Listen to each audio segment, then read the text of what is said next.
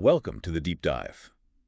Ever walked away from a chat feeling like, I don't know, you just weren't connecting? Uh-huh. Or maybe you've got these great ideas, but they just don't seem to land right. Yeah, that's relatable. Well, today we're getting into that.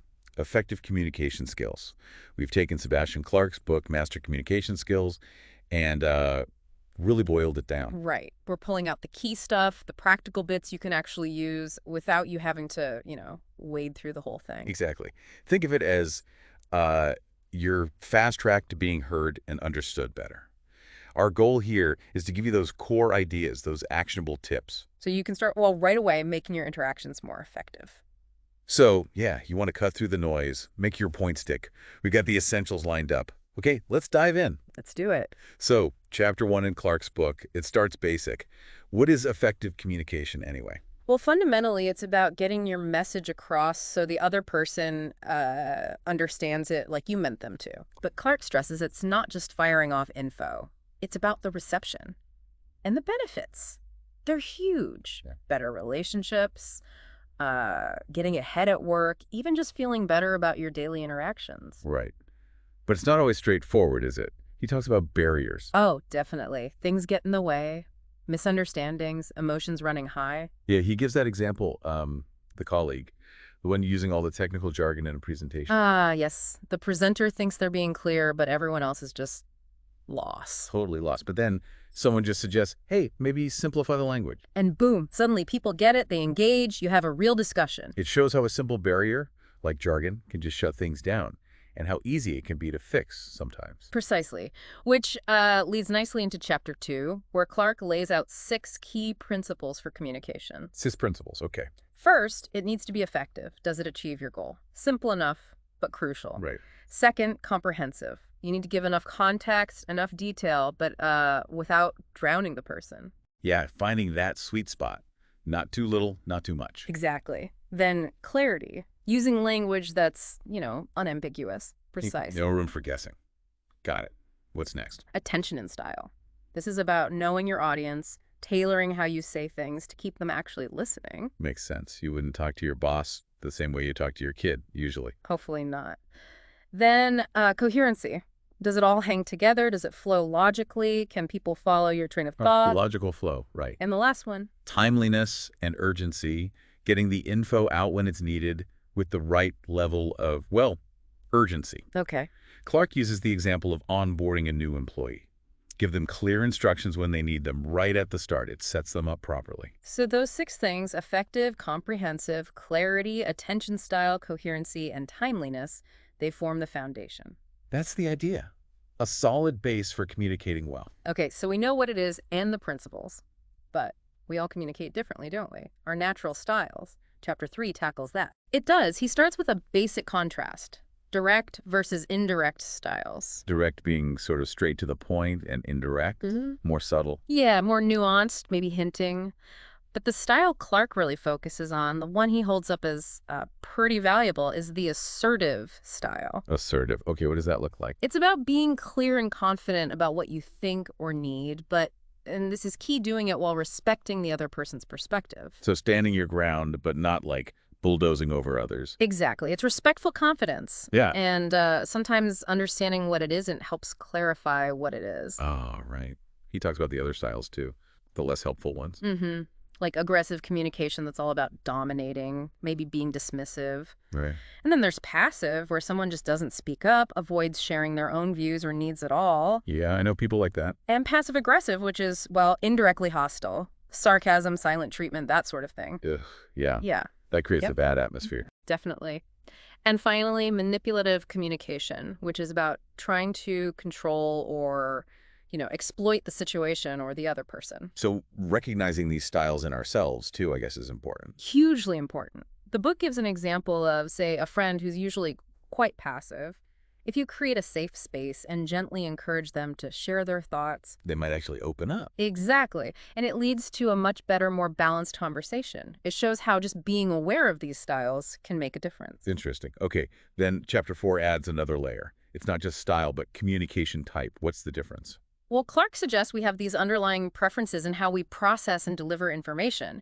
He outlines 4 types. 4 types. Let's hear them. Okay, first, the analytical type. They love data, facts, logic. They want the proof. The numbers person. Got it. Then, functional. They're all about process, details, step-by-step instructions, how things work. The planner, maybe? Could be. Third is intuitive. They focus on the big picture, possibilities, the why behind things. More strategic thinkers, perhaps? Okay, big picture. And the last one. Personal. They tune into emotions, relationships, how things affect people. Connection is key for them. Wow, okay. Analytical, functional, intuitive, personal. I can already see how people might clash if they have different types. Right, and Clark gives a great example. Imagine an analytical type giving a super detailed, data-heavy presentation to an intuitive colleague. The analytical person is proud of their detail, but the intuitive one is probably thinking, just give me the bottom line. Exactly. So Clark suggests the analytical person should maybe start with the big picture, the main takeaway, before diving into the weeds. Ah, adapt your approach, speak their language, sort of. That's the core idea. It's not about boxing people in, but about being flexible enough to connect better. Which brings us neatly to Chapter 5, active listening. Oh yeah, this is huge. It's so much more than just not talking, isn't it? Absolutely. It's about really, truly trying to understand the other person. Clark mentions 3 levels. Passive listening, Like when you're half listening while scrolling your phone. pretty much. Then selective listening, where you only pick up on bits that interest you. Guilty. We all do it sometimes, hmm but the gold standard is active listening. That's where you're fully present and engaged. So how do we get better at that? Well, Clark offers concrete techniques, things like paraphrasing, saying back what you heard in your own words to check you got it right. So what I'm hearing is that kind of thing. Exactly. Also, asking clarifying questions and giving those little signals that you're tuned in, nodding, saying, uh-huh, I see. Yeah. Even just making eye contact. Makes the speaker feel heard, right? Validated. Totally. It builds rapport like almost nothing else. When someone really listens, you feel it. Definitely. Okay, shifting gears a bit. Chapter 6 is about constructive criticism. A tricky one sometimes. Can be very tricky. But Clark frames it positively as a tool for growth, for helping people improve, not about tearing them down. Okay, so how do you do it constructively? He breaks it down into 4 key elements. First, specificity. Be specific about the behavior or the issue. Don't make it a personal attack. So not you're lazy, but this report was late. Precisely. Second, objectivity. Stick to the facts, what you observed, not your interpretations or judgments. Keep opinions out of it as much as possible. Right. Third, balance. If possible, mention strengths too.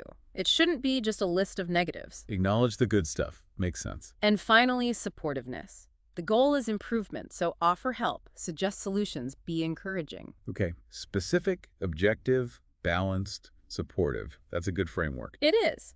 The book uses an example like feedback for a team member. Instead of just saying, your work wasn't good, you'd say something like, The deadline for task X was missed. but your analysis in task Y was really insightful.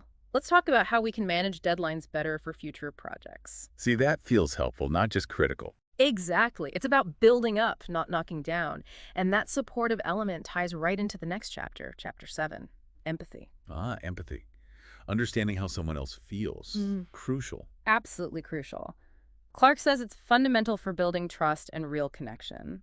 Seeing things from their perspective. But it's not always easy, is it? Sometimes we're just stuck in our own heads. For sure. Clark mentions barriers like our own biases clouding our view or just being emotionally tired, you know? Burnout can make empathy hard. Yeah, it takes energy. It does. But he also gives tips for developing it. No surprise, active listening is key again. Really tuning into their feelings, not just their words. Yes. And consciously trying to take their perspective. Clark gives an example. A friend is struggling. Instead of jumping in with advice. Just acknowledge their feelings. Like, wow, that sounds really tough. Exactly. Just showing you understand you're trying to see it from their side. That can be incredibly powerful. Okay, so we've covered a lot on words and feelings. But Chapter 8 reminds us it's not just what you say, right? Yay. Body language. Oh, massively important. Nonverbal communication. Clark points out that our gestures, our expressions, our posture, even eye contact, they send huge messages. Sometimes stronger than our actual words. Often stronger. They can either reinforce what we're saying or completely contradict it. Yeah, like someone saying, I'm fine, through gritted teeth with their arms crossed. Right. You believe the body language, don't you? Clark uses a job interview example. Okay. Someone with open posture, good eye contact, maybe a relaxed smile, they project confidence and warmth even before they answer a question. So it's about making sure your nonverbals match your verbals, being congruent. That's a great way to put it, congruence. And that's super important when we get to chapter 9, teamwork. Oh, communication in teams. Got to be essential. The absolute bedrock, according to Clark. It's how teams coordinate, solve problems, handle disagreements constructively. Without it, things fall apart. Yeah, you can have the smartest people, but if they can't communicate, nothing gets done properly. Exactly. Ideas get lost, instructions misunderstood, conflicts just fester. Clark suggests practical things like regular meetings, clear channels for info sharing, feedback loops. Ways to keep everyone on the same page and address issues quickly. Right. And importantly, he stresses adapting to the different communication styles and types within the team. Back to those types we talked about, analytical, functional. Yes, recognizing that diversity and adjusting how you communicate ensures everyone feels included and heard. That's how you get real collaboration. Makes total sense. Okay, last chapter we're diving into. Chapter 10, storytelling. Seems a bit different. Maybe at first glance. But Clark makes a strong case for storytelling as a powerful communication tool, not just for, formal speeches. So how does it apply day to day? It's about making your ideas stickier, more engaging, more persuasive. We connect with stories on an emotional level. Right, stories are memorable. They are. Clark mentions the key elements: a clear structure, beginning, middle, end, some kind of emotional hook, and relatability, something the listener can connect with. So instead of just presenting data for a new project, You could maybe tell a short story about a past success using a similar approach, highlighting the challenge, the journey, the positive outcome. that would definitely be more engaging than just a spreadsheet. Way more engaging for most people. It brings the idea to life. Okay, wow.